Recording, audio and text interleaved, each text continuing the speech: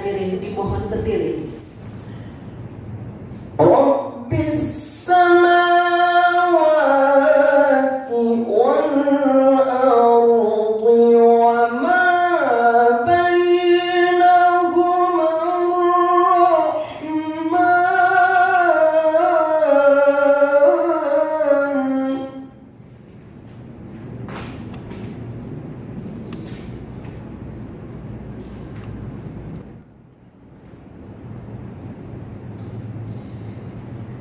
Shadaqallahul azim.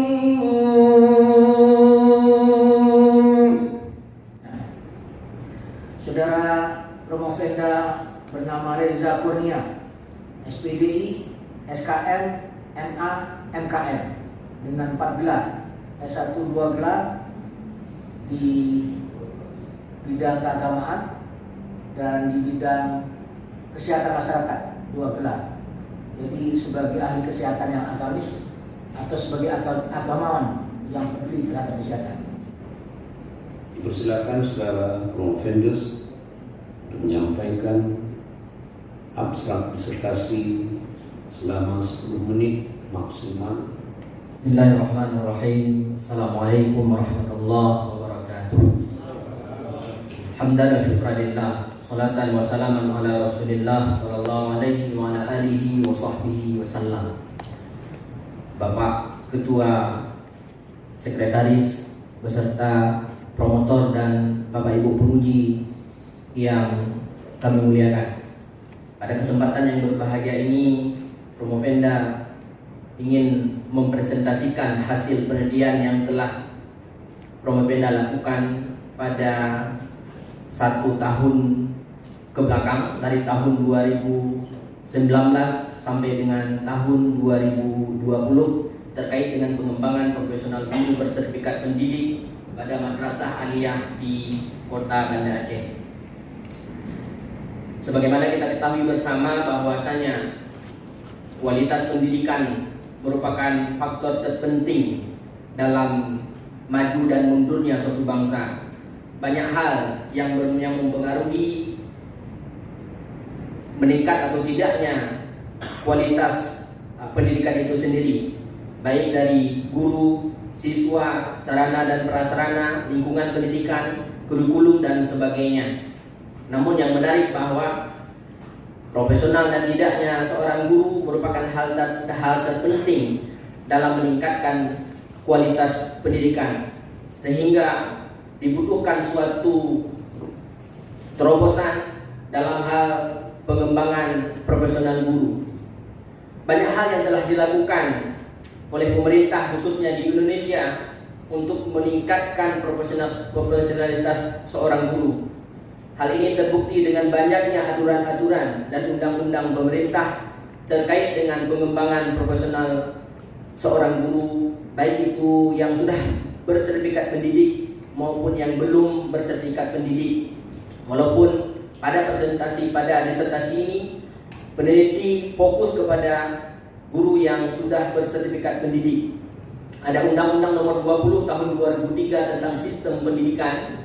Ada Undang-Undang Nomor 14 Tahun 2005 tentang Guru dan Dosen. PP Nomor 19 Tahun 2005 yang berbicara tentang Standar Pendidikan Nasional. Kemudian pemerintah juga mengeluarkan Peraturan Menteri Nomor 19 Tahun 2017 tentang pengembangan diri menjadi pendidik profesional, dan banyak regulasi lainnya yang dikeluarkan oleh pemerintah untuk meningkatkan pengembangan profesionalitas seorang guru. Secara umum, walaupun pemerintah telah melakukan berbagai hal untuk meningkatkan kualitas guru, namun di lapangan masih terdapat guru yang belum melaksanakan pengembangan profesionalisme sesuai dengan apa yang diharapkan. Sehingga berangkat dari hal yang tersebut, Promovenda ingin meneliti lebih jauh tentang bagaimana untuk meningkatkan pengembangan profesional guru khususnya di Madrasah Aliyah di Kota Banda Aceh. Terkait dengan penelitian ini, ada 4 hal yang menjadi rumusan masalah yang ingin diteliti oleh Promovenda dalam penelitian ini. Pertama, bagaimana perencanaan terhadap pengembangan profesionalitas guru pada madrasah aliyah di Kota Banda Aceh. Kemudian yang kedua, bagaimana pelaksanaan pengembangan profesional guru bersertifikat pendidik pada madrasah aliyah di Banda Aceh. Kemudian bagaimana sistem monitoring dan evaluasi terhadap pengembangan profesional guru bersertifikat pendidik pada madrasah Banda Aceh. Kemudian yang terakhir terkait bagaimana tindak lanjut terhadap pengembangan profesional guru bersertifikat pendidik pada madrasah aliyah di Kota Banda Aceh. Terkait dengan 4 permasalahan pokok yang ingin diteliti, peneliti ingin melihat bagaimana sebenarnya perencanaan yang dilakukan baik oleh pemerintah, pihak pengelola madrasah maupun guru itu sendiri dalam merencanakan pengembangan profesional guru bersertifikat pendidik pada madrasah aliyah di Kota Banda Aceh. Kemudian yang kedua, peneliti ingin melihat bagaimana pelaksanaan pengembangan profesional guru bersertifikat pendidik pada madrasah aliyah di Kota Banda Aceh. Kemudian yang selanjutnya tentang bagaimana monitoring terhadap pengembangan profesional guru bersertifikat pendidik pada madrasah aliyah di Kota Banda Aceh, dan bagaimana tindak lanjut terhadap pengembangan profesional guru bersertifikat pendidik pada madrasah aliyah di Kota Banda Aceh. Sebagaimana kita ketahui bersama bahwa suatu penelitian itu membutuhkan sebuah metode. Adapun metode penelitian dalam penelitian ini yaitu menggunakan kualitatif atau kualitatif research, di mana peneliti terjun sendiri untuk melihat secara langsung bagaimana terkait dengan 4 hal yang ingin diteliti dalam penelitian ini.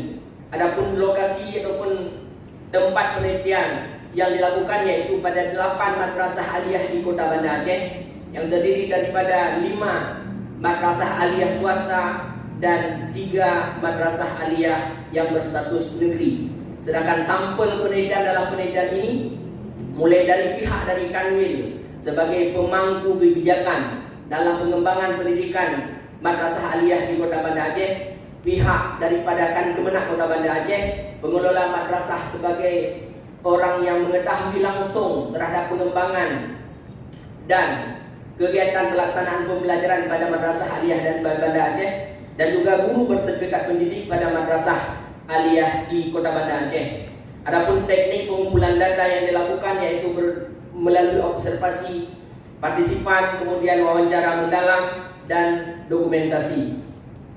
Hasil daripada penelitian yang dilakukan di 8 madrasah aliyah di Kota Banda Aceh, peneliti menyimpulkan bahwa secara umum baik dari pihak Kanwil, Kemenak Kota maupun madrasah dan guru secara umum telah melaksanakan perencanaan pengembangan profesional guru baik melalui aturan-aturan yang berlaku maupun rancangan-rancangan yang ada, dan bahkan ditemukan bahwa ada sebagian madrasah yang memang melaksanakan perencanaan secara terstruktur dengan adanya roadmap yang mendalam. Kemudian pada pelaksanaannya ditemukan bahwa pelaksanaan pengembangan profesional guru bersertifikat pendidik pada madrasah aliyah Banda Aceh secara umum sudah bisa dikategorikan baik, artinya sudah ada pelaksanaan yang terstruktur baik melalui program MGMP, kemudian ada program simposium, ada supervisi di madrasah, kemudian ada program studi banding. Walaupun memang ditemukan dalam 2 tahun 3 tahun terakhir masih dalam secara kuantitas masih sangat terbatas. Kemudian dalam hal monitoring dan evaluasi ditemukan bahwa monitoring dan evaluasi yang dilakukan baik oleh pihak Kanwil sampai dengan madrasah sudah sangat terstruktur, walaupun masih ada ditemukan beberapa hal yang memang masih perlu diperbaharui. Kemudian untuk tindak lanjut yang dilakukan oleh baik dari pihak Kanwil, Kemenak, pihak madrasah maupun guru itu sendiri secara umum telah dilaksanakan sesuai dengan hasil evaluasi pada tahun sebelumnya.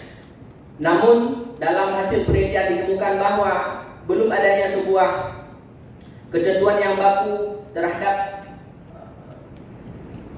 punishment bagi guru-guru yang memang belum melaksanakan pengembangan proporsionalnya ke arah yang lebih baik.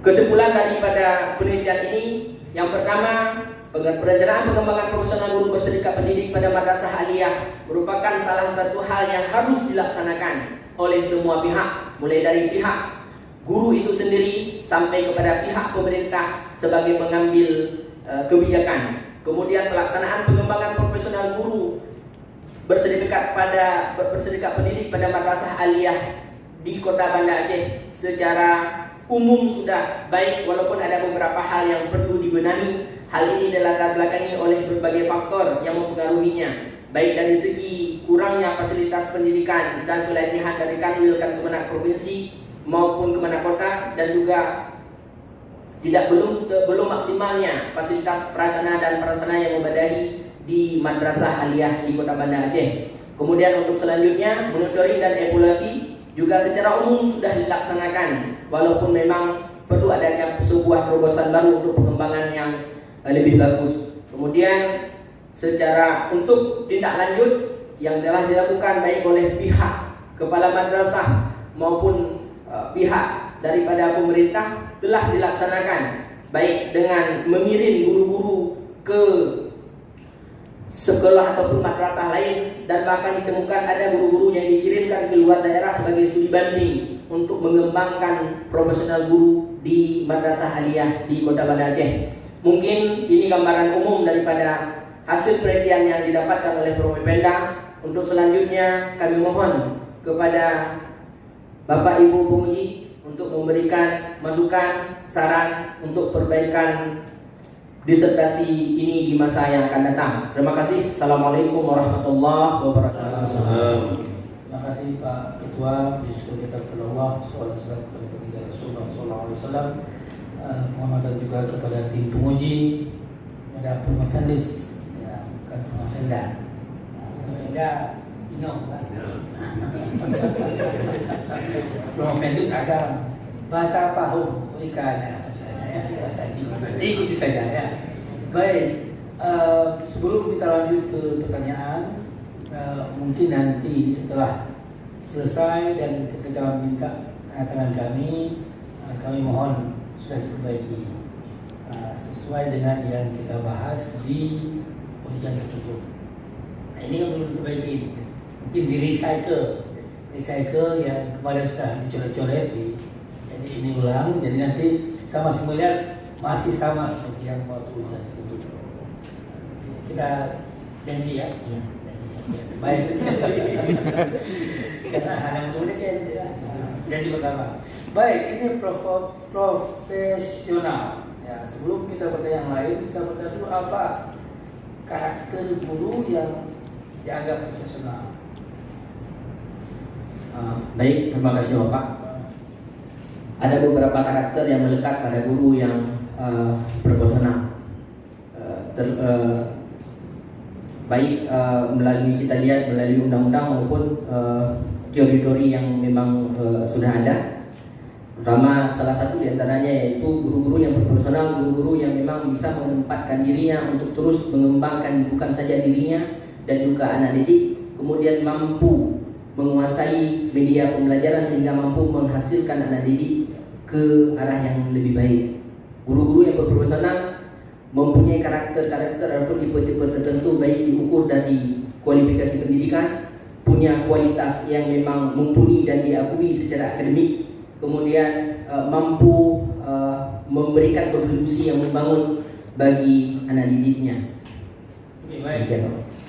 Nah, kalau seandainya seorang guru mengembangkan profesionalismenya, apakah itu artinya dia juga mengembangkan kompetensi personalnya, pedagogiknya, dan kompetensi sosialnya, atau hanya kompetensi profesional saja? Guru yang berprofesional menurut hemat kami dari teori yang kami baca sebelumnya, yang kami pelajari sebelumnya, harus menguasai minimal 4 kompetensi yang memang sudah dicanangkan oleh pemerintah itu sendiri, baik itu pedagogik, kemudian sosial, kemudian termasuk dengan kompetensi profesional. Oke, baik. Berarti yang dimaksud dengan pengembangan profesional guru bukan pengembangan kompetensi profesional guru. Atau itu yang dimaksud? Apa yang dimaksud dengan judul ini? Pengembangan profesional guru bersertifikat. Apakah itu ada dhamirnya di dalamnya, yaitu kompetensi profesional? Secara tidak langsung sebenarnya ada kompetensi profesional. Oke, oleh karena itu saya bertanya, menurut temuan Prof. Fendus, apakah ketika guru di sekolah, di beberapa sekolah, 9 sekolah kalau tidak salah, 8 sekolah yang ada teliti, apakah ketika guru melaksanakan kegiatan profesionalismenya, pengembangan kompetensi profesionalismenya, apakah itu juga berkembang kompetensi yang lain secara sekaligus atau berbarengan? Menurut hasil penelitian yang Prof. Fendus, maaf sebelumnya, karena ini judul saya buku. Menurut hasil penelitian yang kami lakukan, ketika seseorang guru melakukan pengembangan diri, baik itu melalui pendidikan, dan MGMP dan sebagainya, secara otomatis dia mengembangkan profesional yang lainnya seperti yang Prof maksudkan. Mengembangkan kompetensi yang lain, bukan yang lain. Ya. Iya. Oke, baik. Nah, bisa diberikan satu contoh di sekolah yang high achieving, yang lebih populer, dan sekolah yang low achieving, yang low achieving school, yang sekolah yang tidak terlalu bagus, yang swasta tadi ada yang kurang bagus. Nah, bisa diberikan contoh apa kegiatan yang dilaksanakan di sekolah tersebut yang untuk mengembangkan keempat kompetensi tersebut. Baik, berdasarkan hasil penelitian yang kami lakukan di lapangan, pada sekolah-sekolah yang high, yang pengembangannya, yang secara manajemennya lebih bagus, ditemukan bahwa pada madrasah-madrasah tersebut melaksanakan kegiatan-kegiatan pengembangan guru yang lebih banyak. Artinya, pada sekolah-sekolah tertentu didapatkan bahwa mereka tidak hanya bergantung pengembangannya yang hanya dilakukan oleh pihak Kanwil dan Kemenak saja, akan tetapi pihak madrasah, pihak pengelola madrasah mengambil inisiatif lain seperti mengadakan MGMP per minggu. Tiap guru yang satu mata pelajaran, guru mapel, dipilih satu koordinator terdiri dari beberapa orang misalnya. Kemudian mereka ini berumbuk bukan saja antar guru yang satu mata pelajaran, juga dengan guru-guru antar mata pelajaran. Bisa jadi dengan guru biologi, dengan guru agama dan sebagainya. Sehingga dengan adanya pertemuan-pertemuan seperti itu, guru-guru ini saling berbagi baik dalam sistem penilaian, bagaimana menggunakan media pembelajaran dan sebagainya, sehingga memunculkan suatu hal yang baru untuk mengembangkan program pengembangan guru itu sendiri. Oke, baik. Kita lanjutkan ya. Apakah ketika seorang guru meningkatkan kualifikasinya, itu secara otomatis sudah meningkatkan kompetensinya? Apakah ketika seorang guru meningkatkan kualifikasinya, itu secara sekaligus atau otomatis dia sudah meningkatkan kompetensinya? Ini adalah salah satu hal yang menarik yang peneliti dapatkan di lapangan. Guru-guru yang meningkatkan kualifikasi pendidikan secara otomatis berpengaruh kepada pengembangan profesional guru di madrasah. Dan hal ini yang diharapkan oleh guru-guru kepala madrasah kepada Kanwil agar ada suatu ketentuan yang baku. Minimal guru-guru yang sudah bersertifikat pendidik, minimal dia harus S2 dan sebagainya. Kalau tidak, mungkin dipotong dan sebagainya. Walaupun hal itu belum dilaksanakan. Oke, berarti ketika seorang guru yang tamatkan S1, punya gelar S1, SPD, akan mengajar berbeda dengan cara guru yang sudah memiliki MA atau master, secara otomatis atau bahkan tidak ada pengaruhnya. Guru yang sudah doktor pun cara mengajarnya tidak sehebat guru yang cuma SPD. Doktor ada, tapi mengajarnya juga nggak otomatis sudah hebat sekali. berdasarkan hasil penelitian yang kami dapatkan di lapangan, bahwasanya secara umum didapatkan bahwa guru-guru yang kualifikasi pendidikannya itu lebih tinggi bukan secara otomatis, memang nggak cocok bahasa ilmiah secara otomatis, berpengaruh terhadap metode yang mereka lakukan baik dalam kelas dan di luar kelas, terutama dalam hal penelitian tindakan kelas. Didapatkan bahwa hampir 80% penelitian tindakan kelas itu dihasilkan oleh guru-guru yang memang sudah berkualifikasi pendidikan strata 2.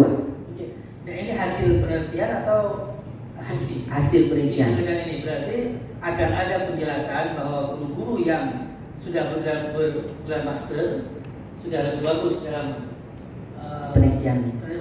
Pengembangan profesional semuanya, atau tidak ada di sini? Dijelaskan atau tidak? Belum Dijelaskan. Ya, berarti tadi masih asumsi saja. Secara umum ada dijelaskan tapi tidak mengkerucut. Baik, ini ada dua istilah, experienced teacher dan expert teacher. Ya, experienced teacher itu guru yang pengalaman, ada istilah. Satu lagi expert teacher, guru ahli. Nah, kira-kira yang mana yang lebih profesional dalam kelas, dalam mengajar? Ketika tahu perbedaan antara experience dengan expert? Ya. Memang begini, Prof. Ada guru-guru tertentu yang memang ternyata didapatkan juga, tidak semua guru yang memang kualifikasi pendidikannya kemudian kegiatan akademiknya itu tinggi, dia itu bisa menyampaikan ilmu kepada anak didik. Ada juga ditemukan memang sebagian guru-guru secara kualitas dan kuantitas pendidikan bagi dirinya itu mumpuni, cuman dia kurang dalam bidang mentransfer kepada anak didiknya, termasuk dalam pengembangan ini. Mungkin secara pribadi bagi dirinya berkembang, tapi untuk mengembangkan lembaga pendidikan di madrasah agak masih terkendala. Mungkin jawabannya kurang mengena dengan pertanyaan. Yang saya maksudkan experience teacher adalah guru-guru yang sudah berpengalaman. Ya. Misalnya orang tua kita, ya, guru sudah mengajar 30 tahun, tapi SPD masih. Ya. Bahkan secara muda, ya, mungkin ibunya Prof. Fendus juga dari secara muda dulu mengajar sudah sangat lama. Kemudian ada guru, ada cucunya Mahkamah Berusaha, baru lulus kemarin itu langsung SPD dan mengajar dengan kemampuan dan pengetahuan yang luar biasa. Setelah master, dia langsung S1 dan lanjut master, pergi ke sekolah yang universitas yang bagus lah di luar negeri, belajar ilmu itu mengajar, dia pulang dan mengajar. Nah, kira-kira ada antara dua kubu guru ini yang experience, yang pengalaman mengajar sudah sangat lama, tapi cuma gelarnya gelar SPD saja, dengan guru yang sekolah pulang expert ya dalam hal metodologi, dalam hal ini, tapi pengalamannya minim. Nah, kira-kira yang mana lebih berhasil dalam mengajar di kelas? Berdasarkan hal ini sudah pernah memang saya tanyakan, cuman kemarin waktu di revisi banyak yang saya buang. Hasil penelitian yang saya dapatkan, teacher experience, guru-guru yang mempunyai pengalaman yang banyak lebih berpengaruh dibandingkan dengan guru yang memang secara kualitas pendidikan tinggi tetapi pengalamannya kurang. Berarti dalam analisa data nanti sudah harus ada klasifikasi guru. Guru yang dijadikan informan penelitian harus ada yang kalau diklasifikasikan, yang informannya sudah experience teacher, sudah pengalamannya lama, dan yang baru jadi guru, sehingga terpetakan ya bagaimana cara guru yang berpengalaman dalam mengembangkan diri dan bagaimana cara guru dalam yang expert dalam mengembangkan diri. Itu harus dibahas di sini. Yang terakhir ini karena juga sudah malam. Nah, kira-kira masih ingat apa yang harus diperbaiki dari diskusi ini? Yang betul. Ingin memastikan jangan sampai nanti tidak, karena kamu kubah-kubah kalau di tentukan semua kita bahas dia perbaikaya. Nah, kita masih ingat nggak apa yang harus diperbaiki? Baik, Prof. Saya menyadari memang sangat banyak, mungkin sama Bapak Dr. Bukhari lebih banyak lagi karena bahasa Arab abstraknya saya belum berubah. Oke, Kemudian yang paling yang paling fatal, saya menyebutkan identitas informan secara jelas, lengkap dengan detail pada guru tersebut, dan juga hasil yang saya berikan itu hanya bersifat umum, tidak begitu mendetail hasil yang memang didapatkan daripada responden itu sendiri. Ya, hanya ingin memastikan supaya diingat nanti pas kebaikan. Nanti Prof Eka, Pak Bukhari akan menanyakan juga tuh apa yang saya pesankan kemarin. Oke, baik Pak Ketua, saya kembalikan. Assalamualaikum. Terima kasih Pak Ketua. Bismillahirrahmanirrahim. Assalamualaikum warahmatullahi wabarakatuh. Alhamdulillah, salatan wassalamu ala Rasulillah wa ala alihi wa sahbihi wa mawalah. Yang saya hormati Bapak Ketua, Sekretaris beserta seluruh Dewan Penguji, Romo Vendus ya, bukan Romo Vendus. Itu seperti doktorandus dan doktoranda. Jadi bahasa Belanda seperti itu, dibedakan antara laki-laki dan perempuan. Juga keluarga beserta seluruh penggembira yang sudah berhadir. Saya pikir Prof sudah kehabisan stok pertanyaan, ternyata walaupun malah tak berapi-api. Dan bukan hanya itu, memancing kita juga gitu kan. Saya dan Pak Bukhari katanya akan tanya juga. Jadi mudah-mudahan saya tidak ikut terpancing Prof ya, karena ini adalah betul-betul injury time diakhiri dengan perdamaian ya, tidak ada diskusi yang berapi-api dan menggebu-gebu itu ya. Baik, tapi karena memang kita diberikan tugas untuk berdiskusi ya, sehingga ada masukan barangkali tidak hanya untuk Romo Vendus tetapi juga untuk para hadirin dan hadirat yang hadir ya. Ada sesuatu yang bisa kita bawa pulang dari kehadiran kita di sini. Pertama, dari judul ya, pengembangan profesional guru bersertifikat. Pertanyaan saya adalah, kalau konsepnya adalah pengembangan, bagaimana kondisi awal dan apa yang terjadi setelah dikembangkan? Silakan. Baik Prof. Sebelumnya peneliti melakukan pengambilan data awal dan melihat sebagai gambaran awal di lapangan, didapatkan bahwa tidak semua guru-guru yang sudah bersertifikat pendidik itu melakukan pengembangan diri ke arah yang lebih baik. Masih ada didapatkan guru-guru, khususnya guru-guru yang usia lanjut. Ketika kita menanyakan mau tak ibu untuk melakukan meningkatkan kualifikasi pendidikan dan sebagainya, mengikuti seminar dan sebagainya, mereka melakukan tidak sempat Pak, karena mau pensiun, kemudian susah dalam penguasaan IT dan sebagainya. Hal ini yang membuat peneliti ingin melihat lebih lanjut terhadap bagaimana sebenarnya pengembangan profesional guru yang dilakukan oleh pihak pemerintah maupun pihak pengelola madrasah itu sendiri. Oke, berarti kondisi awalnya seperti itu ya. Dan apa yang terjadi setelah diteliti? Apakah ada sebuah tawaran ya untuk memperbaiki keadaan yang dari kondisi awal? Dari 8 madrasah yang peneliti melakukan penelitian, 5 madrasah aliyah menyarankan bahwasanya hendaknya ada suatu terobosan yang baku, ada sebuah regulasi yang mengikat sehingga guru-guru yang memang tidak mau atau enggan untuk melakukan pengembangan diri mau melakukan pengembangan diri, baik melalui punishment dan sebagainya. Cuman hal ini kayaknya saya masih belum begitu berani menulis di disertasi ini, karena nanti dari pihak kepala madrasah mereka mengatakan bahwa seharusnya ada ketentuan dari pemerintah bagi guru-guru yang tidak mau melakukan pengembangan diri, tidak mau mengikuti seminar, tidak mau melakukan penelitian tindakan kelas dan sebagainya, tidak mau menyediakan media pembelajaran, dipotong tunjangan sertifikasinya dan sebagainya. Sehingga hal ini bisa menjadi sebuah pemicu bagi mereka untuk melakukan pengembangan diri seperti guru-guru di usia muda yang energik lainnya. Jadi kata tidak berani itu ya, Karena ini kan adalah sebuah kajian ilmiah. Kalau memang itu adalah temuan, menurut saya tidak berani untuk menyampaikan. Dan kesan yang kita dapat sekarang dari temuan yang ada itu kan sepertinya baik-baik saja, gitu kan? Padahal selalu ya dari beberapa disertasi yang sudah kita bahas ada persoalan yang serius, ya, ada persoalan serius di sana. Tetapi ketika diteliti itu tidak dimunculkan, ya. Nanti kalau Prof Zul akan bilang itu masalah bias ketika ditanya itu, kata Prof Zul, atau tidak ada triangulasi itu katanya, ya.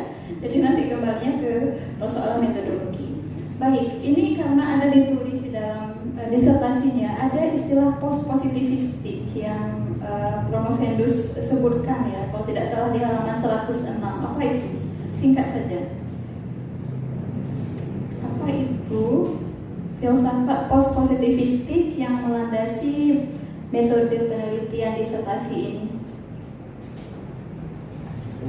Mohon maaf. Ya, di halaman 106 kalau saya tidak salah, 105 ya. Penelitian kualitatif yang berlandaskan pada filsafat post-positivisme. Apa itu? Ini tes aja ini. Apakah apa yang disebutkan di sini cukup dipahami? Apa itu post-positivisme? Dari awal Pak Reza sebenarnya udah takut juga nanti sama Prof Eka ditanya itu dulu. Itu sudah disampaikan ya. Gimana? Apa itu post-positivisme? Mungkin untuk pertanyaan itu kita perlu melihat lagi secara lebih mendalam. Jadi ini pembelajarannya adalah bahwa apa yang kita tulis harus kita pahami, ya gitu ya. Jadi itu sangat-sangat penting sekali. Apa yang kita tulis harus kita pahami karena itu adalah filsafat yang melandasi penelitian kualitatif, ya. Dan saya nanti kalau tanya lagi nanti, mohon maaf Prof, jadi saya nggak akan tanya lagi bidang itu, ya. Kita diskusi saja. Begini, ini kan disertasi untuk program S3 Pendidikan Agama Islam, ya. Tapi ketika beberapa kali kita bahas kok cantolan ke konsep pendidikan agama Islam itu tidak dapat, ya kan? Nah, gini saja, coba kita bandingkan. Sekarang konsepnya sertifikasi lah segala macam. Dulu gak ada dana sertifikasi, tapi gurunya itu mengajar kok hebat-hebat gitu ya. Experience teacher kata Pak Sul tadi, seperti itu. Jadi bagaimana kalau kita menggunakan konsep dari pendidikan Islam itu sendiri yang merupakan prodi tempat di mana Promovendus kuliah dalam melihat profesional guru itu. Bagaimana apa yang hilang dari guru sekarang? Apakah keikhlasan mengajar untuk memenuhi syarat supaya dapat sertifikasi, tetapi ruh sebagai seorang guru itu sudah tidak ada lagi. Saya ingin kaitkan karena saya ingat dulu Promovendus menulis tesis tentang karisma guru. Jangan-jangan guru bersertifikasi tapi tidak punya karisma. Ada guru yang mungkin bukan dari alumni master dan sebagainya tapi punya karisma. Ketika dia mengajar, murid-murid itu mendapatkan sesuatu dari proses pembelajaran yang dia lakukan. Nah, bagaimana kemudian kita membahas tema ini, mengaitkannya dengan konsep-konsep yang ditawarkan dalam pendidikan Islam? Silakan. Baik, menarik memang Prof terkait dengan masalah tersebut. Dulu Promovendus ketika strata 2 mengambil judul penelitian karisma guru di depan murid, dan pembimbing satunya langsung Prof Eka Srimulya.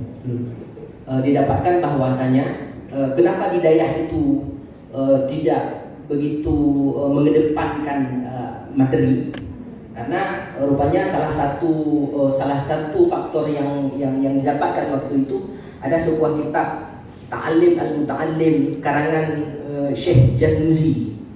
Selama kitab itu masih berlaku di daerah, maka selama itu sikap murid terhadap guru di daerah akan berbeda dengan murid terhadap guru di sekolah-sekolah umum. Di sekolah umum, mahasiswa ataupun murid melawan gurunya seolah-olah hal itu biasa-biasa dan sering kita dapatkan, dan hal itu sangat jarang dan hampir tidak pernah terjadi di dunia Dayak. Mungkin salah satu hal yang memang bisa kita bawa ke pendidikan umum, sehingga jujur Prof, kami ngajar di Dayak itu guru tidak digaji, walaupun kita mengajar sampai dengan jam 3 pagi dan sebagainya. Sedangkan hal ini mungkin di pendidikan umum kita tidak dapatkan seperti itu. Nah, ketika mendengar seperti itu, saya baru berasa doktor pendidikan agama Islam. Kalau tadi penjelasannya kan kita bicara regulasi dan sebagainya, cantolannya kepada konsep yang berasal dari pendidikan Islam itu apa? Karena kan nanti yang membedakan doktor alumni S3 UIN Araniri dan doktor alumni S3 USK. USK sekarang namanya ya. Universitas samping kampus UIN, bukan ya? Dan apa bedanya kan dari sana ya? Kalau tadi dijelaskan bagaimana kita asal mugi dan sebagainya, walaupun nanti di dalam temuannya kan tidak harus sampai mengaitkan seperti kajian di tesis kan, tapi setidaknya sertifikasi itu kalau misalnya memang digali betul-betul dari lapangan, kebanyakan guru memahaminya dari sisi materi, betul ya? Dan kita sempat bahas ini waktu seminar hasil. Kenyataannya seperti itu. Memang yang dituju itu salah satunya adalah materi. Sayangnya dengan dana sertifikasi yang begitu banyak, ternyata mutu guru tidak menjadi lebih baik. Nah, yang kayak gitu kan sebenarnya temuannya sesungguhnya. Nah, itu bisa dianalisis dari kalau di dalam pendidikan Islam barangkali yang dikedepankan itu adalah keikhlasan. Nah, walaupun ini disertasi diajukan kepada program pendidikan agama Islam, kok tidak ada kata-kata keikhlasan misalnya ya yang dibahas dari konsep pendidikan agama Islam. Jadi kalau saya menyarankan bagaimana melihat fenomena ini terutama di bab 2 ya, mungkin cantolannya ke konsep-konsep pendidikan agama Islam yang saya tahu Prof. Fendus pernah melakukan penelitian tersebut ya, mungkin bisa dilakukan. Termasuk mungkin tadi ketika berbicara perlu regulasi dan sebagainya, nggak kurang regulasi. Pak Burhani nanti terbui-bui dia bertanya tentang regulasi kan, ternyata itu tidak mempengaruhi karena di sini masalahnya ya, di niat, di hati dari guru itu punya passion nggak, sungguh-sungguh nggak dia ingin menjadi guru atau hanya mengajar materi. Karena kemudian ketika ada dana sertifikasi ternyata tidak lari untuk membeli buku, laptop dan penunjang lainnya, larinya ke mobil, larinya ke rumah, larinya ke aset kosmetik dan lain juga. Ini mudah-mudahan tidak ada ibu-ibu guru di sini ke kosmetik juga ya. Jadi seperti itu Mbak Lisa ya. Karena waktu tidak banyak, saya ingin, dan ini juga sesuatu yang sudah kita bahas. Jadi memang Pak Zul itu pandai sekali memancing-mancing ya. Temuan utama dari disertasi ini atau argumen utama yang mungkin kaitkan dengan apa yang sudah diteliti orang, apa yang membedakan, gap apa yang diisi dengan kehadiran penelitian ini. Silakan. Baik, terima kasih Prof. Menurut hemat peneliti, salah satu novelty dalam penelitian ini, peneliti menemukan bahwa ada sebuah metode sistem volunteer yang dibarengi dengan semangat keikhlasan pada guru di madrasah. Ternyata sikap ini berkontribusi terhadap pelaksanaan pengembangan profesional guru pada madrasah aliyah di Kota Banda Aceh. Ada beberapa madrasah didapatkan bahwa mereka itu saling sikap sukarela, saling mengumpulkan biaya pribadi dari hasil uang sertifikasi itu dalam bentuk merepe. Biaya yang didapatkan ini kemudian mereka melaksanakan pelaksanaan pengembangan profesional guru, dan hal ini sudah berjalan sampai beberapa tahun terutama di MAN 1 Banda Aceh dan juga didapatkan di MAN 3 Banda Aceh. Kemudian yang kedua, Prof. Fendus juga mendapatkan bahwasanya pada penelitian ini didapatkan bahwasanya ada sebuah sistem yang dibangun di madrasah. Kalau pemerintah hanya melakukan program MGMP itu antar guru dalam satu bidang studi, tetapi yang didapatkan ada beberapa madrasah kemarin didapatkan di Darul Ulum, mereka membuat sebuah sistem antar disipliner, artinya tidak terpaku kepada guru yang satu bidang, tetapi dengan guru bidang yang lain. Ternyata ini memberikan dampak yang besar bagi pengembangan profesional guru. Cuman untuk lebih lanjut, jujur, Promovendus hanya mencari jurnal-jurnal secara umum di Google Scholar, belum meneliti secara mendalam jurnal yang khusus tentang pengembangan profesional guru. Berarti sudah tahu apa yang harus dilakukan ke depan ya? Sudah langsung mengakui belum meneliti dari jurnal-jurnal yang bukan gratisan. Kalau Google Scholar itu adalah sesuatu yang sangat mudah, gratisan yang kita dapat, sementara mungkin ada jurnal-jurnal yang harus dilanggan oleh Wina Ranieri yang barangkali akan memberikan tulisan-tulisan penelitian terkini. Jadi itu pertanyaan terakhir, sekaligus saya ingin menyarankan bahwa temuan utamanya atau argumen utamanya tadi, ada meriperi dan sebagainya, itu coba kita naikkan satu tingkat ke temuan yang memiliki implikasi teoritis, ya kan? Kalau tadi itu masih deskriptif, ya, seperti ini mereka meriperi dan sebagainya. Sebenarnya yang lebih teoritis lagi yang kemudian secara konseptual nanti bisa dipakai. Nah itulah, pada tingkat itulah kita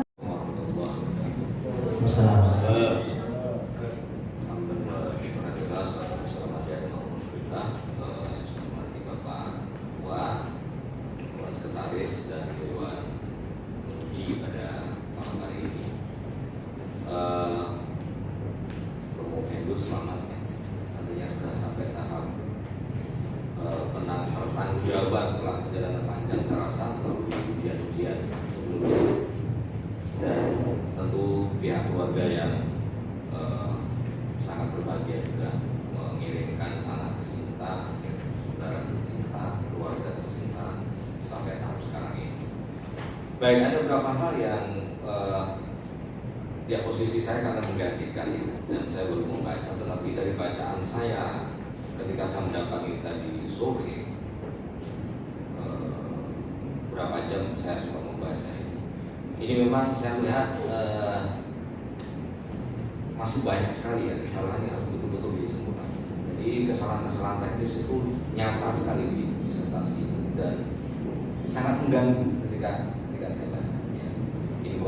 Inkonsistensi misalnya penulisan, catatan kaki, penggunaan istilah masih banyak sekali. Jadi ini harus bekerja keras Promovendus untuk betul-betul menjalankan masukan-masukan yang sudah dibedah sebelumnya di seminar hasil maupun di sidang tertutup.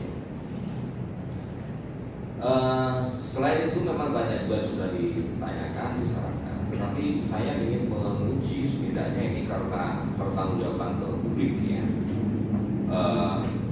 Ya tidak usah terlalu serius, tetapi maksud saya ini juga sekali lagi ingin mengukur ya seberapa capainya sudah Promovendus lakukan.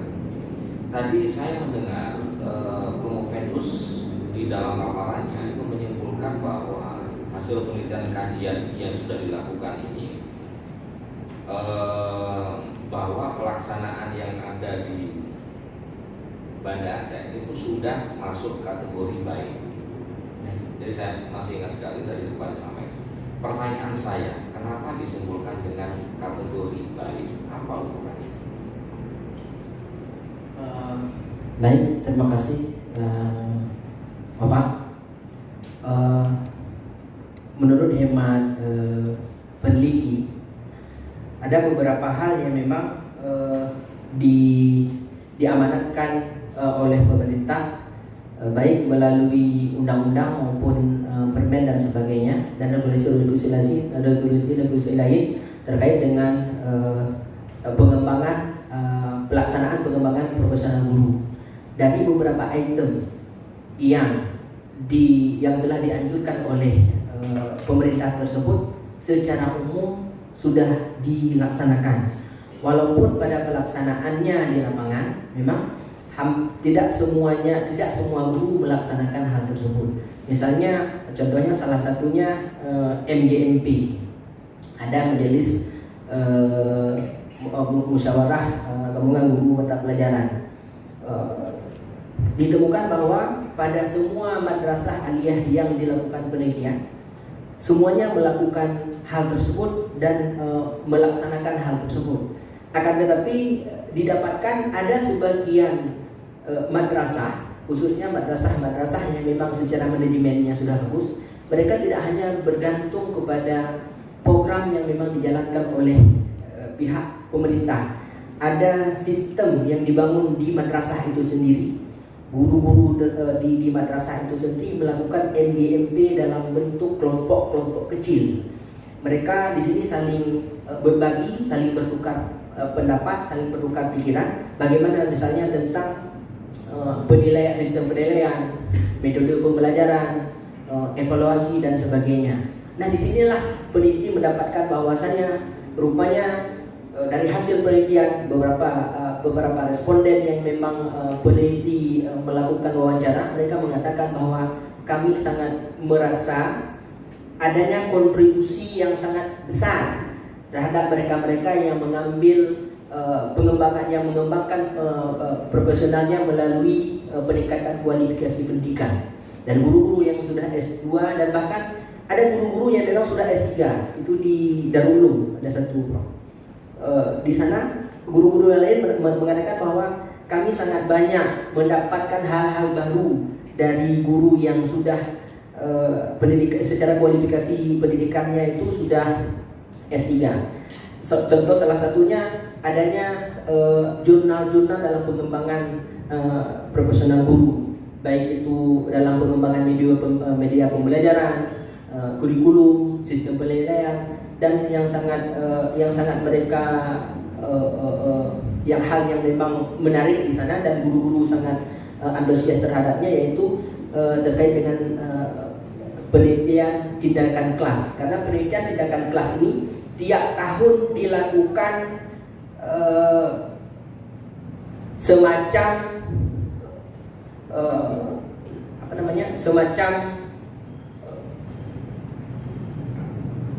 tes ujian yang dilakukan oleh pihak Kanwil dan Kemenang dalam bentuk kegiatan guru carong. Mereka di sana nanti mengikuti tes. Guru-guru yang memang menang dalam penelitian tindakan kelas ini mendapatkan reward tertentu dari pihak Kanwil dan Kemenang, dan hal ini dirasakan sangat membantu dari guru-guru yang memang kualifikasi pendidikannya itu tinggi. Begitu. Ya, sebenarnya pertanyaan saya tuh begini, sebenarnya dijawab secara metodologis ya, karena ini dipakai di metode penelitian yang Anda pakai. Maksud saya tadi, kriteria apa kok sampai nyampe ke kesimpulan baik? Karena bisa jadi kan baik itu ukurannya apa? Apakah baik menurut perspektif Promovendus dengan ukuran A, B, C, gitu ya. Tapi oke, sudah terjadi, kita lanjutkan lagi diskusi kita. Setidaknya sudah ada yang mencakup di situ ya. Tadi sempat disebut dengan Aceh Carong, apa tadi itu Carong ya. Ini juga bagian dari program spesifik di Aceh dengan topik yang selama ini digaungkan itu Aceh Carong kan gitu ya, kaitannya juga dengan itu. Pertanyaan saya adalah, kira-kira kalau dari hasil penelitian dari Promovendus yang sudah selama hampir setahun tadi dilakukan, apakah program ini Aceh Carong atau Guru Carong dalam perspektif Promovendus itu merupakan faktor determinan ya, yang katakanlah sampai kesimpulan yang tadi bahwa guru-guru dalam peningkatan profesionalitasnya itu kategorinya baik. Bisa ditangkap saya? Iya. Ya, silakan. Baik, terima kasih Bapak. Memang banyak hal yang memang telah dilakukan, akan tetapi secara umum menurut hemat peneliti secara umum bisa dikatakan baik, namun pada kenyataan di lapangan masih didapatkan banyak memang hal-hal yang memang masih perlu dibenahi dan ada hal-hal yang memang masih sangat perlu dibenahi. Baik dalam arti sebagian daripada kriteria yang memang baik yang dianjurkan oleh pemerintah dan sebagainya, kriteria tersebut seperti itu telah dilaksanakan sebagiannya, namun memang masih banyak yang memang harus perlu dikembangkan. Ya, saya tertarik karena kemudian saya teringat karena sebelumnya dulu kan ada kita di tarbiyah program PLBG ya, PLBG, kemudian ada PPG. Saya, Pak Bukhari, Pak Zulfikar, ya, itu termasuk yang menjadi tutor. Yang kita, ya pesertanya kan para guru ini. Saya termasuk narasumber untuk PTK. Jadi mungkin saya mendapat materi. Apa yang saya dapatkan? Ternyata para guru itu kemudian terbuka. PTK itu sebenarnya banyak yang disuruh ke orang, banyak yang diupahkan. Bahkan ada yang kemudian menghubungi saya, Pak, berapa tarif kalau itu membuat PTK di Banda Aceh. Ada yang minta saya dibuatkan. Jadi ada yang minta ke saya, dikasih apa namanya, Pak, kita biasa kasih 2 juta. Saya bilang saya nggak mau buat seperti itu. Artinya yang mau saya sampaikan adalah ketika saya coba mancing di dalam kelas, dalam setiap gelombangnya, ternyata saya selalu menjumpai seperti itu. Ya. Bahkan kalau sampai guru nanya ke saya untuk membuatkan, itu kan udah bagaimana, itu guru pai padahal itu. Nah ini ya, maksud saya nggak tahu ini fenomena apa yang terjadi. Jadi kalau misalnya dianggap tadi bahwa program katakanlah yang PTK tadi ya, guru calon itu termasuk yang indikator determinan sampai kesimpulan baik, saya agak sedikit meragukan. Karena bisa jadi PTK itu juga banyak yang buat seperti industri ya, bukan diiklankan ke siapa ya Allah. Jadi banyak sekali pelancuran akademik. Nah, menurut Anda bagaimana? Baik, Bapak.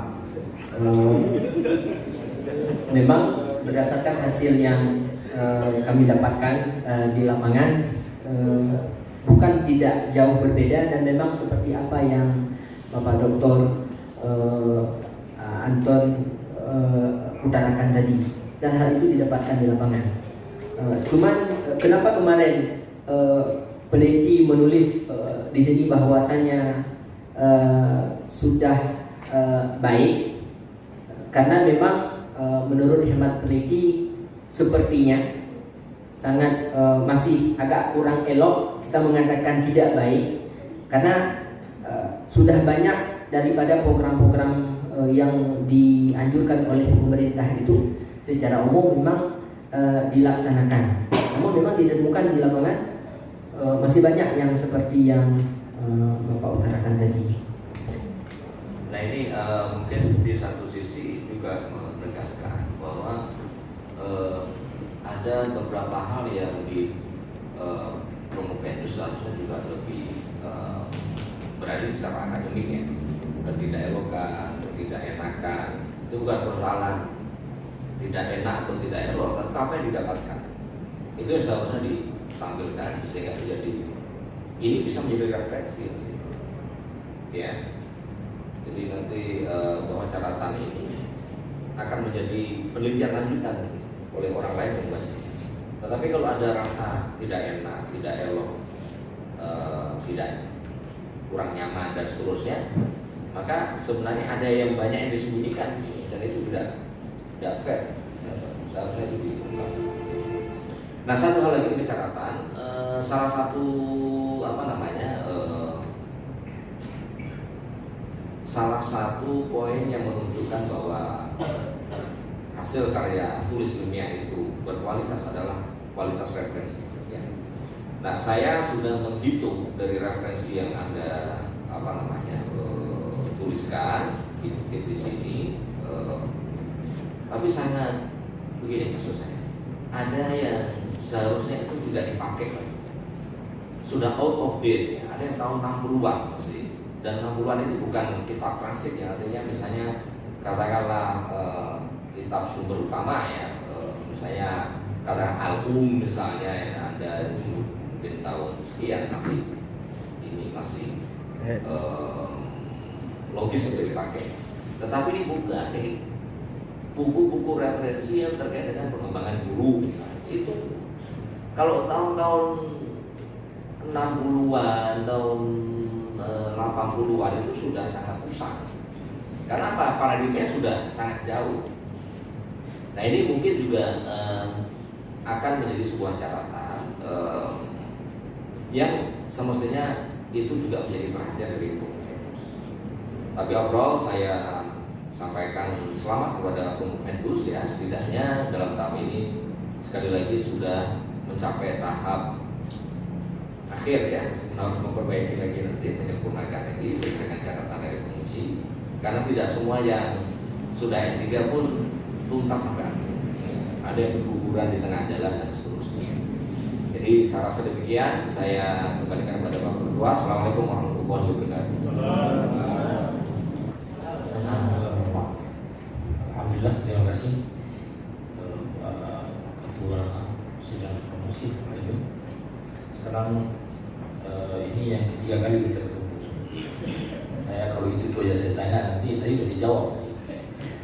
Saya sebenarnya juga mau saya tanya tadi, tapi sudah dijawab dulu. Saya tanya lagi tentang permintaan saya kemarin itu ada abstrak dalam masalah itu. Karena saya merasa terganggu karena saya orang bahasa Arab ya, terganggu dengan banyaknya kaidah-kaidah Arab yang sangat tidak relevan. Nanti kalau saya tekan nanti dia orang kalau bahasa Arab kok tekan seperti itu. Tapi udah dibilang duluan, nggak saya tanya lagi lah. Oke, begini, saya ada nanti memberikan beberapa ringkisan dari beberapa pertanyaan, beberapa diskusi dari penguji tadi. Yang pertama begini, apakah Pemufendus itu tahu bagaimana cara seorang guru untuk mendapatkan sertifikat? Untuk mendapatkan sertifikat pendidik maksudnya. Secara umum tahu. Ya, bagaimana caranya? Kalau dulu sebelum ada ketentuan yang baru dulu melalui kepada Rasulullah. 2018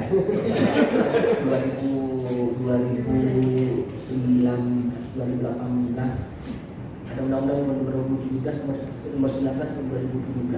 Pertama sekali 2009. Ya. Yang sebelumnya masih dalam bentuk portofolio. Tapi 2009. Iya. Ya. Kemudian sekarang sudah mesti kualifikasi pendidikannya masih sama sebenarnya, tidak mesti S2, tapi setelah ada PPD yang diwajibkan kepada guru yang ya, terus yang ketiga melalui tes sama berapa? Saya tahu kalau tes itu kalau orang mau buka mic tes kedua Tes melalui komputer dan sebagainya. Begini, saya jelaskan itu begini, karena ada kaitannya nanti dengan Pemufendus sudah menyampaikan ada guru yang tidak mau mengembangkan diri, ya kan? Ada guru yang mau mengembangkan diri. Nanti ada kaitannya nanti kalau kita teliti. Saya kalau diteliti nanti dan ditanya akan ada kaitannya. Begini, guru ketika tahun 2009, 2008 itu sudah mulai penerimaan dengan pemberlakuan Undang-Undang Nomor 14 Tahun 2005, Undang-Undang Dosen, bahwa harus selama 10 tahun itu dilaksanakan sertifikasi guru melalui program portofolio. Portofolio itu ya, mengumpulkan berkasnya ya seperti dosen juga lah kirim. Nah, dulu masih fotokopi ya, jadi banyak bukan pemalsuan. Kebetulan di Tarbiyah itu kami temukan banyak sekali. Sudah itu diperbaiki lagi dengan buku keluarnya undang-undang baru tentang buku itu melalui PPG, PLPG. PPG itu pelatihannya 10 hari, langsung menjadi, kalau dulu dengan kertas langsung menjadi guru profesional. Kemudian 10 hari pelatihan langsung jadi guru profesional. Kemudian sekarang muncul lagi namanya PPG. PPG itu adalah 2 semester. 2 semester menurut undang-undangnya, menurut peraturannya 2 semester, dilaksanakan 2 bulan. Saya dosennya 2 bulan. Saya tanya kenapa 2 bulan? Karena pemerintah belum siap, jadi tetap dilaksanakan karena dananya sudah ada 2 bulan. Padahal 2 semester. Jadi nggak perlu berpikir. Sekarang muncul lagi adalah perekrutan guru profesional itu di luar jabatan. Tiga-tiga itu di luar jabatan itu. Sekarang di luar jabatan bayar berapa? 7 juta. Tapi itu sudah mulai di usia di UISK itu sudah mulai ya, bagi yang berkantong. Nah, nanti kita lihat begini ya. Jadi sebenarnya bisa saja kita, ini masih asumsi saja, bisa diteliti. Bisa saja adalah terdapatnya guru-guru yang tidak mau mengembangkan diri, ada pengaruh dengan dia mendapatkan sertifikat itu. Ada pengaruh. Itulah sebabnya saya lihat, itulah sebabnya maka pemerintah kenapa tidak mau lagi mengangkat guru PNS, tapi P3K. Kenapa? Kalau P3K mudah diatur. Kalau Anda tidak bisa, udah Anda langsung perjanjian kinerjanya dicopot. Kalau PNS sulit sekali, banyak sekali teguran lisan, teguran pertama, teguran kedua, teguran ini itu masuk pengadilan, kalah lagi, tetap jadi PNS lagi. Jadi mungkin ada pengaruh dari situ. Tapi Anda tidak juga kalau bisa mungkin bisa juga dilakukan analisis itu. Mungkin bisa saja ditemukan. Karena Anda mengatakan bahwa ada guru bersertifikat yang tidak mau memakai, bisa saja dicek sertifikatnya oleh tahun 2008. Nggak ada sedikit pun keringatnya keluar, jadi dia perlu bersertifikasi. Oh tahun 2000, mulai tahun 2012, keringatnya cuma 10 hari. Tahun 2016 itu 2 bulan keringatnya, mungkin berbeda. Keringat tanpa keringat, yang bawa berkas itu adalah usul dari eksekutor. Bisa jadi pengaruh itu. Jadi mungkin kalau ada analisis itu bisa ketemu juga. Sehingga nanti sekolah pun atau lembaga pun bisa memperlakukan treatment terhadap 3 kelompok itu. Nah itu pertama. Atau juga tentang konsep novelty yang diberikan oleh Pak Rektor kemarin itu adalah tentang bagaimana mengangkat ada guru yang memiliki nilai keikhlasan. Jadi kan Anda mengatakan tadi, konsep tadi hasil di lapangan bahwa guru itu tidak mau mengembangkan. Itu ada 2 sebenarnya kalau Anda bisa lihat itu. Pertama adalah karena jiwa pamrihnya terlalu besar. Kalau lawannya itu adalah ikhlasnya kurang. Yang kedua adalah karena dari jawaban Anda sudah ada di sini. Karena satu lagi adalah karena memang tadi jiwa kelasnya hilang karena dia kan tidak mengembangkan diri. Berarti tidak ikhlas dia kenapa? Karena uang yang diberikan negara itu untuk dirinya nanti untuk beli peralatan. Berarti tidak ikhlas. Yang kedua adalah karena tadi faktor unsur korupsinya. ada sekolah, karena manajemen sekolahnya. Karena kemarin waktu kita rapat waktu ujian tertutup kemarin saya sampaikan bahwa jangan sampai karena pendapatan berbeda bahwa guru yang di negeri itu lebih mau mengembangkan dirinya daripada guru di swasta. Padahal itu tidak, itu hanya asumsi saja karena ada penambahan bahwa di negeri ada kalau digali lagi belum tentu itu bisa saja karena saya katakan tadi karena 3 faktor tadi. Bisa juga karena manajemen sekolahnya, bukan karena negeri swastanya, manajemen sekolahnya. Jadi saya habisnya dari jawaban-jawaban ada itu sebenarnya yang perlu digali lagi sebenarnya, sehingga kemarin waktu ujian tertutup kemarin itu muncul statement dari Domenus bahwa di lapangan guru dari negeri itu lebih mau mengembangkan dirinya daripada guru swasta. Walaupun sebenarnya dalam konsep negara tidak ada beda guru negeri dan swasta dari perspektif guru bersertifikat. Jadi tidak ada bedanya, sama. Ya, sama-sama juga Kementerian Agama kalau guru agama yang mengeluarkan, tidak ada yang kementerian mengeluarkan uangnya kan, sama. Jadi Jangan bias ke sana. Kalaupun bias boleh juga apa pertanyaan lagi satu lagi bisa juga seperti itu. Oke. Ada satu instrumen sebenarnya yang tidak dipahami oleh guru. Mungkin kalau bisa ada juga bisa masukkan. Instrumen yang bisa digunakan,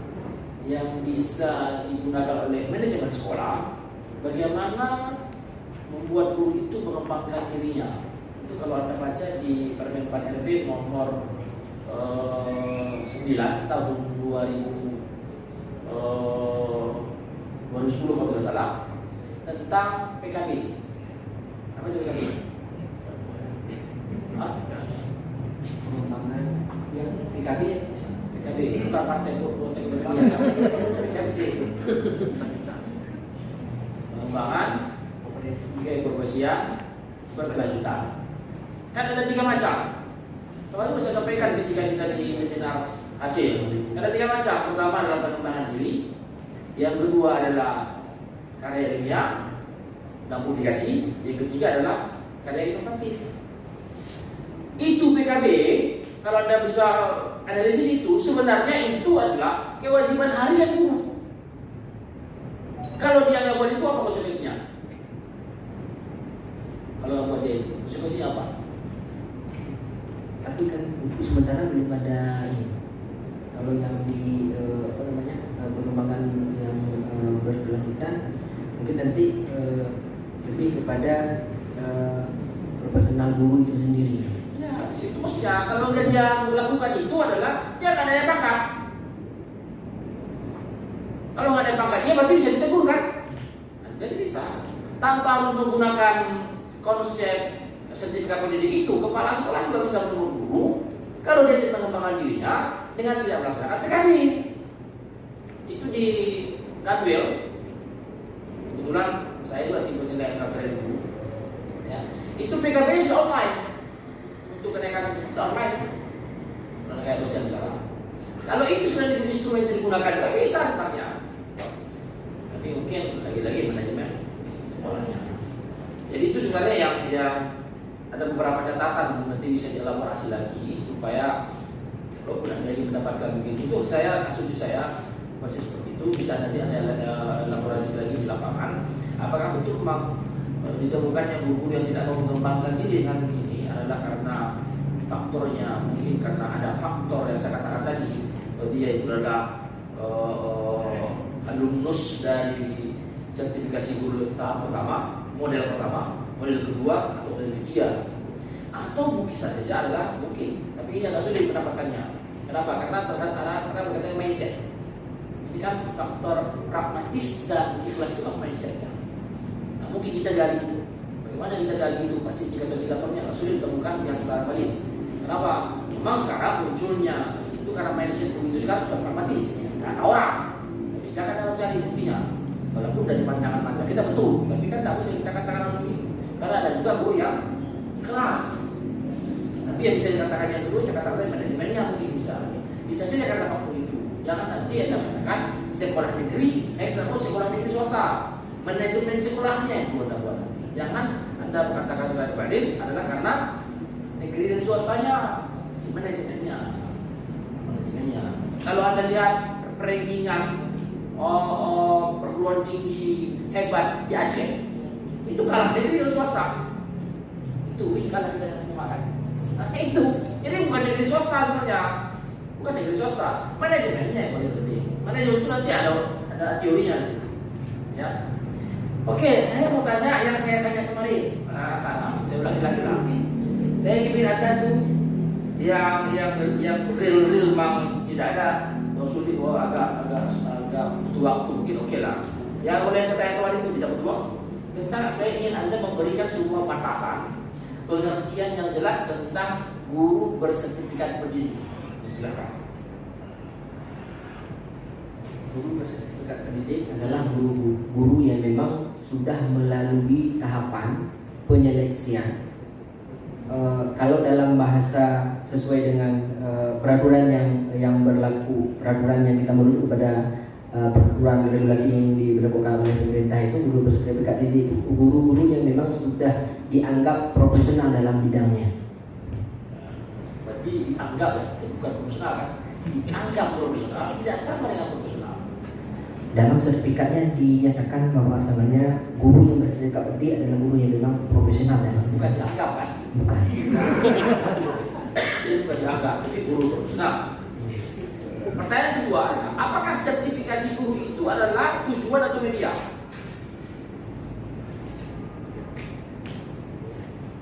Apakah guru ingin jadi profesional itu kata terakhirnya adalah mendapatkan sertifikat berarti sudah selesai guru profesional? Atau itu adalah langkah awal untuk menjadi guru profesional? Silakan. Berdasarkan hasil penelitian yang Prof. Fendus dapatkan di lapangan, ada dua, Bapak, tergantung kepada guru yang bersangkutan. Ada yang memang itu sebagai tujuan, sehingga ketika mendapatkan itu dia mendapatkan tunjangan sertifikasi, dia tidak akan mengembangkan diri lagi. Dia menggunakan buktinya uang dari sertifikasi, biaya dari sertifikasi itu digunakan untuk keperluan pribadi dan sebagainya. Ada guru-guru kita tidak bisa juga menampik memungkiri bahwasanya sangat banyak juga di antara guru-guru itu menjadikan sertifikasi itu sebagai media untuk mengembangkan diri. Artinya dengan keluarnya sertifikasi, dia bisa mengembangkan dirinya, mempunyai biaya untuk pengembangan media pembelajaran dan sebagainya. Berarti yang paling banyak Anda temukan di mana? Yang pertama, Yang pertama itu apa? tujuan. Hah? Tujuan. Sebagai tujuan akhir. Ya. Tujuan akhir. Biasa, tapi bagi usia-usia yang mungkin saya juga tidak meninjau secara lebih mendetail, bisa jadi Bagi itu kategori usia- yang pertama Yang dan dari dua tujuan yang sembilan tujuan itu bagi usia-usia yang sudah senior. senior. Berarti kalau kita pahami yang senior itu kan biasanya orang yang adalah, kata Prof. Jun tadi, itu adalah experience, bukan ekspor. Biasanya di situ yang ada ikhlas itu. Guru experience itu yang sebenarnya ikhlas, bukan guru yang ekspor. Contoh, kalau di LSM kan yang ekspor, Anda gajinya berapa? Katanya begitu. Kayak ekspor itu. Ya, biasanya begitu. Jadi saya tertarik dengan konsep dari Prof. Jun tadi, itu adalah guru yang ekspor dengan experience itu. Biasanya experience itu adalah guru-guru yang senior yang betul-betul mau dari honornya 25.000 mengajar terus dia. Kalau sekarang kalau expert tidak, jangan disuruh dia mengajar lagi dengan 25.000 itu. Jadi memang itu saya tertarik, itu sebenarnya konsep dari Prof. itu ada kaitannya dengan juga sekarang tadi ada kaitannya dengan sertifikasi, mendapatkan sertifikasi dengan 3 kriteria tadi. Saya pikir itu aja. Mudah-mudahan ini ada beberapa masukan-masukan itu karena kita diskusi. Saya minta Anda juga punya elaborasi lagi di lapangan kalau mudah-mudahan sudah ada waktu di situ, sehingga nanti lebih terbuka lah. Walaupun sehingga mungkin ketika baca orang disertasi ini, siapa tahu ada antitesis yang lagi muncul lagi, disertasi baru lagi dari konsep ini. Mungkin lebih supaya nanti ini menjadi menjadi bahan dasar untuk orang untuk menilai. Yang kedua adalah yang saya katakan tadi ya, saya jangan sampai terusik dengan abstrak bahasa Arab yang tidak menarik saya baca. Ya, saya terusin. Mau pertama, cara saya pertama sekali mau kayak itu, tapi karena Prof. Jun bilang nggak kayak gitu. Oke, terima kasih. Saya kembalikan kepada Ketua Sidang. Terima kasih. Assalamualaikum warahmatullahi wabarakatuh. Assalamualaikum. Alhamdulillah, penghormatan kami pada Pak Ketua Sidang Profesor Dr. Musyin Ahmad, dan Sekretaris dan seluruh tim penguji. Selamat kepada Saudara Reza Kurnia beserta keluarga. Alhamdulillah kembali sampai di ujung acara dan hadirin hadirat yang mulia. Saya juga hanya 2 pertanyaan. Walaupun lebih nanti mungkin ekornya. Pertama tadi Saudara Prof. Fendus tentang guru masih ingat definisinya? Definisi guru menurut undang-undang. Guru adalah seseorang yang mempunyai profesi dengan kualifikasi akademik tertentu, kemudian yang berprofesi mengajar. Nah, itu definisi Dr. Reza, insya Allah. Bukan definisi menurut undang-undang. Kalau menurut undang-undang itu guru adalah pendidik profesional. Nah, itu tekanannya. Yang bertugas mendidik, mengajar, bla bla bla bla dan seterusnya. Nah, itu di undang-undang guru dan dosen. Nah, jadi kan guru kan pendidik profesional. Nah, pertanyaannya, mengapa dikembangkan lagi? Sudah profesional, padahal sudah dikasih sertifikasi pendidik. Inilah yang mungkin menjadi masalah dalam penelitian ini, Bapak. Pada dasarnya ketika kita melihat bahwa pada guru-guru yang memang sudah bersertifikat pendidik, di sertifikat pendidik itu diakui bahwasanya guru yang sudah mendapatkan sertifikat pendidik adalah mereka-mereka yang profesional di bidangnya.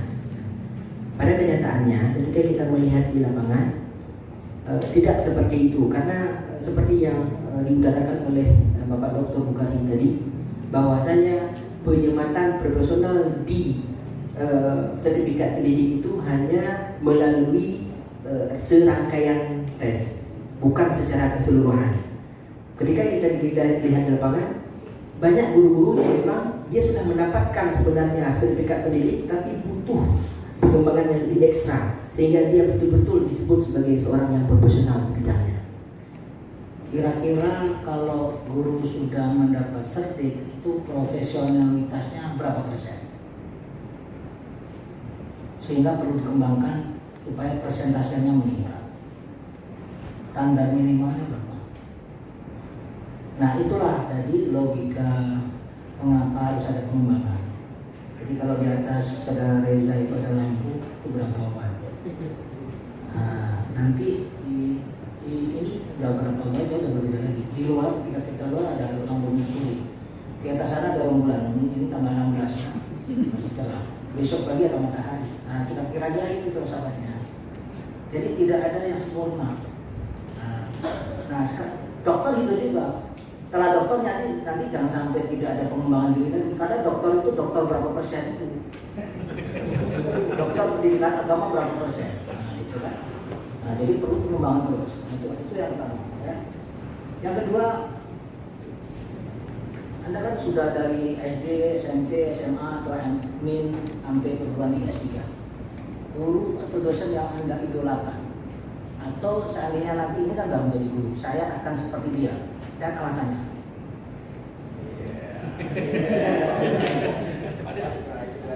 Mungkin kalau dalam bahasa Prof. Teguh Zulfikar,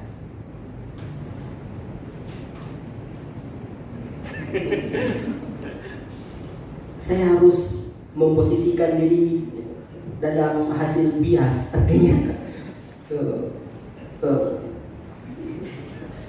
tidak berani untuk menunjukkan saya ini. Tapi jujur Bapak, juga Prof, Ibu Prof, saya mengambil S3 dulu termotivasi dengan Prof Haji Muhsin yang Umar MA. Dulu saya pernah tidur di rumah beliau, sering saya tidur di rumah beliau. Kemudian saya melihat, sebenarnya ini rahasia saya pribadi. Saya melihat beliau bangun tidur di jam 10-an, jam 11. Kemudian di jam 1, jam setengah 2 pagi atau jam 2 pagi beliau tahajud, kemudian menghabiskan waktu di pustaka beliau sendiri, di pustaka pribadi. Saya berpikir begini rupanya kerja profesor, sehingga saya ingin menjadi seperti beliau. Satu. Yang kedua, saya juga termotivasi dengan orang tua saya. Beliau pernah mengatakan, bagaimana profesor itu? Saya mengatakan, Mak, suatu saat saya akan membawa Mama memperkenalkan seperti ini sebenarnya profesor.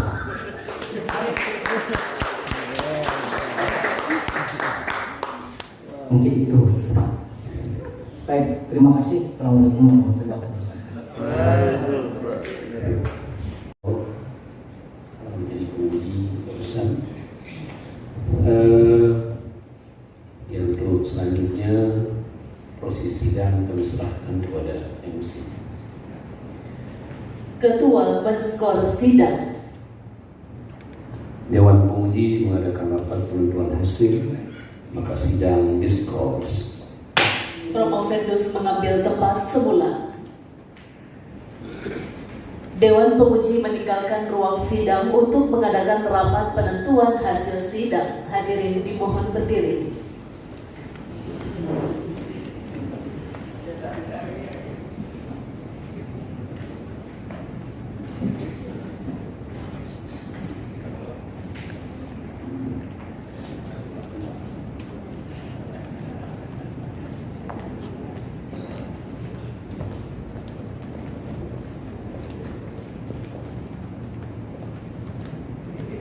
Kepada hadirin kami silakan duduk kembali dan kami mohon tidak beranjak dari tempat duduk masing-masing karena dalam waktu beberapa. Dengan mengucapkan Bismillahirrahmanirrahim, berita acara ujian promosi doktor pasca sarjana UIN Araniri Darussalam Banda Aceh pada hari ini Sabtu tanggal 27 Februari 2021 Miladia bertepatan dengan tanggal 15 Rajab 1442 Hijriah, bertempat di Aula Pasca Sarjana UIN Araniri telah dilaksanakan ujian promosi doktor strata 3 terhadap mahasiswa Pasca Sarjana UIN Araniri yang tersebut di bawah ini. Nama Reza Kurnia, NIM 25131661-3, tempat tanggal lahir Banda Aceh 2 Desember 1985. Prodi Pendidikan Agama Islam, judul disertasi Pengembangan Profesional Guru Bersertifikat Pendidik pada Madrasah Aliyah di Kota Banda Aceh. Komisi Promotor 1. Profesor Dr. Warul Walin AKMA. 2. Dr. Sri Sianta MAG. Setelah panitia ujian memperhatikan nilai mata kuliah, jumlah beban studi yang diselesaikan, nilai disertasi dan indeks prestasi kumulatif yang dicapai, dengan ini atas nama Pasca Sarjana UIN Araniri Darussalam Banda Aceh, saudara dinyatakan lulus dengan yudisium sangat baik dan saudara berhak menerima ijazah strata 3 dengan gelar doktor dalam program studi pendidikan agama Islam ditetapkan di Banda Aceh pada tanggal 27 Februari 2021. Panitia ujian promosi doktor strata 3 program pasca sarjana UIN Araniri Banda Aceh. Ketua Profesor Dr. Haji Muhsin Ya Umar MA, Sekretaris Dr. Yusra Jamali MPD, anggota Profesor Dr. T. Zulfikar MED, anggota Profesor Eka Sri Mulyani MA PhD, anggota Dr. Anton Dianto MAG, anggota Dr. Bukhari Muslim MAG, anggota Dr. Sri Srianta MAG, anggota Profesor Dr. Warul Walin AKMA. Demikian, terima kasih. Keluarga Promovendus disilakan duduk kembali. Diberi kesempatan maksimal 5 menit menyampaikan ucapan terima kasih dan sepatah kata sebagai lulusan. Bismillahirrahmanirrahim. Assalamualaikum warahmatullahi wabarakatuh. Hamdan syukranillah, hamdan wa syukranillah, salatan wa salaman ala rasulillah sallallahu alaihi wa ala alihi wa sahbihi wa sallam. Tiada kata yang paling berharga pada detik-detik yang berbahagia ini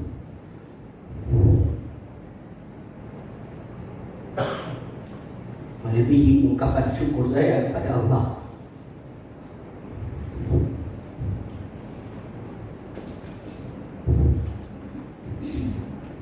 atas nikmat yang telah Allah berikan kepada saya. Terima kasih saya kepada Bapak Dr. Sri Srianta yang terus memburu, menelpon, menghubungi saya untuk menyelesaikan disertasi ini. Mungkin kalau bukan beliau pembimbing atau promotor saya, mungkin saya tidak bisa berdiri di sini pada malam yang berbahagia ini. Terima kasih saya kepada Bapak Dewan Penguji yang telah banyak membantu sehingga saya bisa mendapatkan gelar doktor ini. Kemudian kepada para teman-teman sejawat, kawan, adik, abang semua, kalian adalah orang-orang terhebat yang pernah saya dapatkan.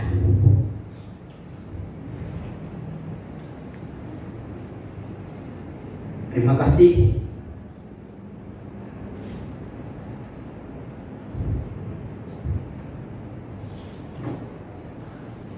kepada orang tua saya.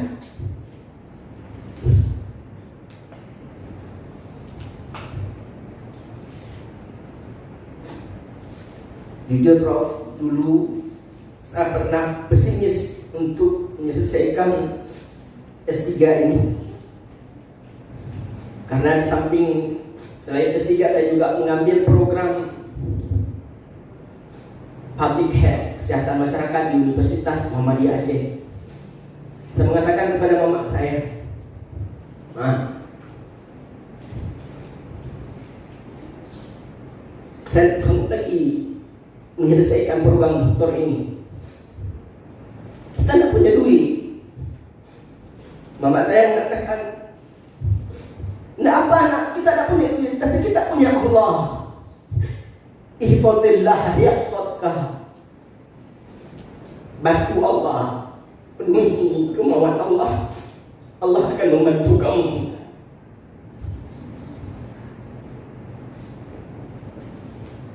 Kata-kata itu yang saya pegang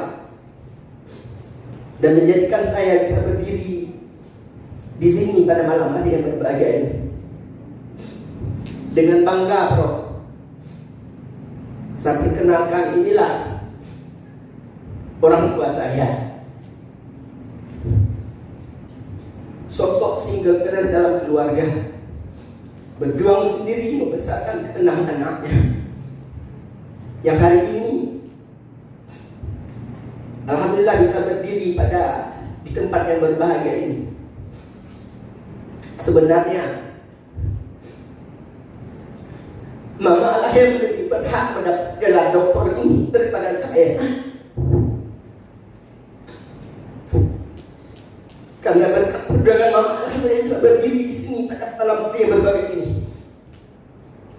Kepada adik-adik saya, Dastur Fadli SPD MA, Zikrullah Nuzuli SPD MPD, saya berharap kalian juga bisa mendapatkan kesempatan berdiri di sini di masa yang akan datang.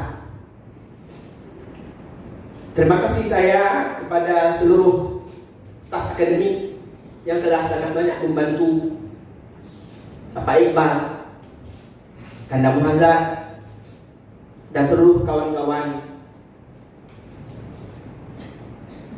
yang telah berperan besar sehingga saya bisa berdiri di sini pada hari yang berbahagia ini. Mudah-mudahan ridha Allah selalu menyertai kita semua, dan doakan saya agar supaya secercik ilmu yang telah Allah berikan kepada diri saya dapat bermanfaat terutama bagi agama, bagi bangsa, bagi orang tua saya, dan bagi masyarakat dimanapun nantinya saya berada. Akhirul kalam, billahi taufiq wal hidayah. Wassalamualaikum warahmatullahi wabarakatuh. Ketua penutup sidang terbuka dengan mengucapkan Alhamdulillahirabbil alamin. Sidang promosi doktor atas nama Reza Kurnia, mahasiswa program doktor program studi pendidikan agama Islam dan pasca sarjana Universitas Islam Negeri UIN Arani di Banda Aceh, Sabtu tanggal 27 Februari 2021 Miladiah, bertepatan dengan tanggal Muharram 14 Hijriah, secara resmi saya nyatakan ditutup.